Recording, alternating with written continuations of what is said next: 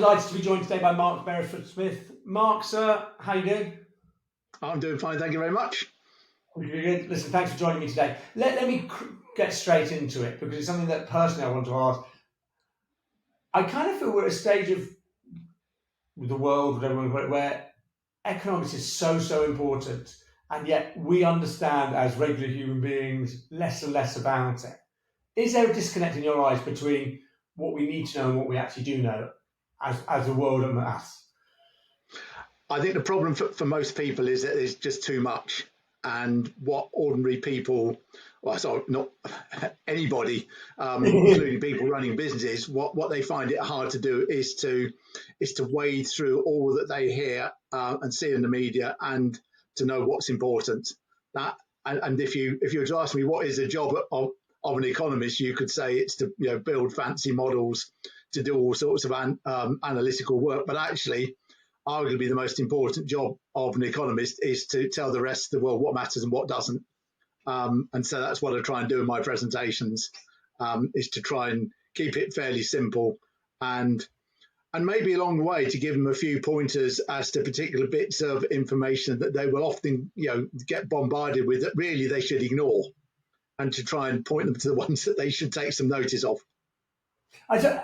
Do you think, therefore, the economy and all the stuff around it has become too polarized and too opinionated as opposed to education? I think it's always been polarized. I'm not sure it's any worse than it has been, especially if you think back to various times in my youth.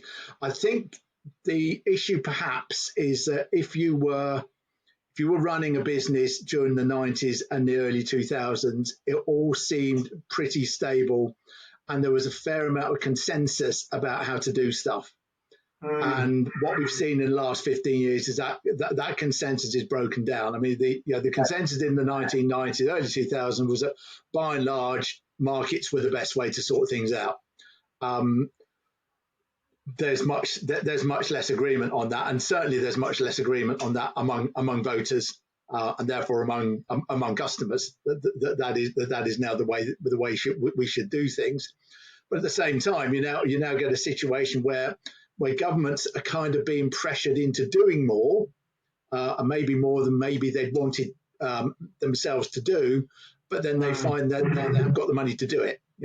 The space to lash out the sort of money on new infrastructure and hospitals and all the stuff, for instance, that the Blair government did in the late 80s, in the late 90s, early 2000s. That money just isn't there.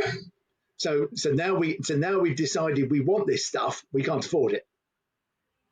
Interesting. So tell me, kind of turn to you, Mark. Kind of you've worked in various head positions, that kind of in some of the most recognisable banks out there. How do you find the differences in those roles, and how do you adjust yourself kind of to what you're doing, or is it the same kind of role you're taking up in different places? No, my career's been spent within HSBC.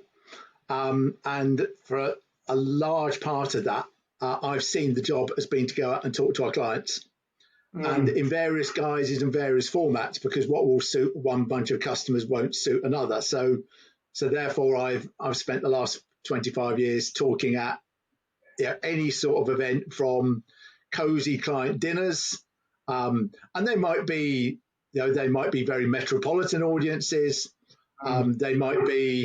They might be audiences in East Yorkshire, where most of them are farmers, or they're doing or they're running day nurseries, or they're in the scrap metal business.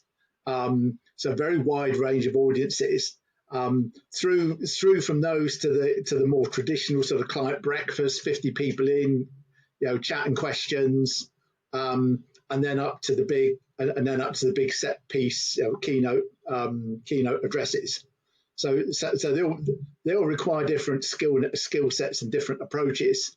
And what I like to try and do, particularly in the keynote ones, is to be fairly quick, fairly succinct, give an audience something that they can get their teeth into at the start of a conference, maybe amuse them a little bit, but also give them some stuff that they can remember deliver it without notes, deliver it without slides, and keep myself in the good books of the conference organisers by delivering it on time.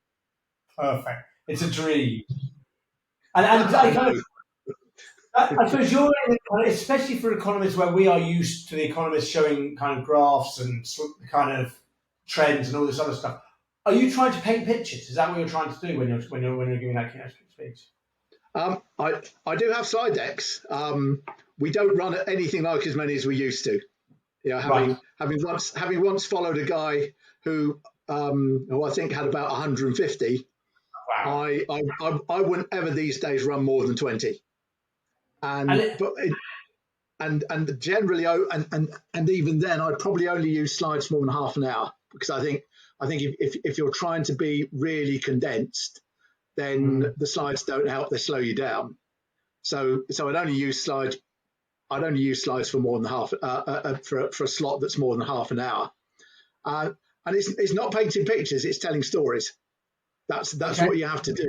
You have to leave them with a story about, this is how it starts, this is how it's progressing, and this is how it's likely to end. How much is your job to kind of to tell them where we've come from and where we are, and how much of it is to project where you think we're going or where we are? The where we've come from is really important, because often if you don't understand that, you won't understand where we're going. So it is really quite important to explain people how we've got to where we are, and also to explain how things are different. So, politicians might say, oh, we want the economy to grow at 3% growth, which would be lovely, an economy that we rattle along at 3% a year.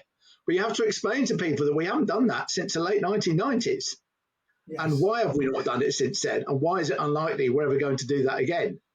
How long is it? How long ago is it since we last did what they want us to do?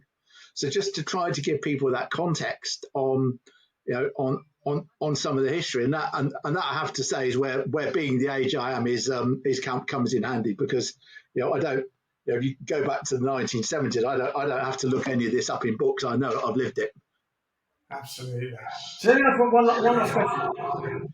Afterwards, when people come and talk to you, do you feel, I suppose, they're engaged more if they kind of praise you for kind of clarifying lots of stuff, or if they come to you with lots of questions? What says to you really struck home more? You get, it's strange, at the end of events, you'll get people will sometimes come up and ask you the nerdiest questions, and you think, I'm not even sure I understand the question, or they will perhaps be trying to catch you out because they've read something in The Economist or something that I might not have read, and they think, well, let's go and ask him about that and see if he knows. But what a lot of people say is what you hear time and time again is people say, I did a bit of this at school, I didn't understand much of it, thank you for making it clearer. Nice. And so you're often in a situation, particularly where people haven't heard us speak before.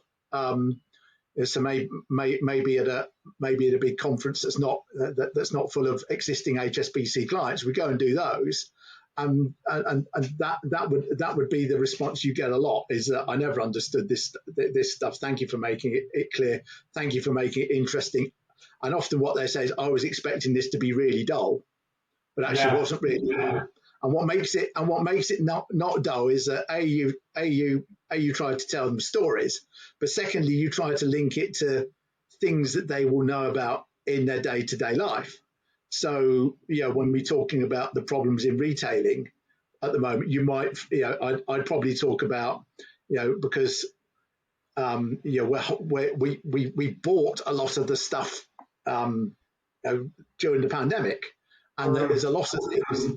I know. So you paint pictures for people of our houses full of tap that we haven't yet got round to taking to the tip, and the arguments that go on between husband and wife as to about what should be thrown out and what shouldn't, and how we've got all this stuff that we don't know what to do with, and we're still trying to get rid of. Until we get rid of it, we're not going to buy any more. And I'll talk about my neighbours who bought their pizza oven during the pandemic, and the average price of a pizza is probably still 50 quid.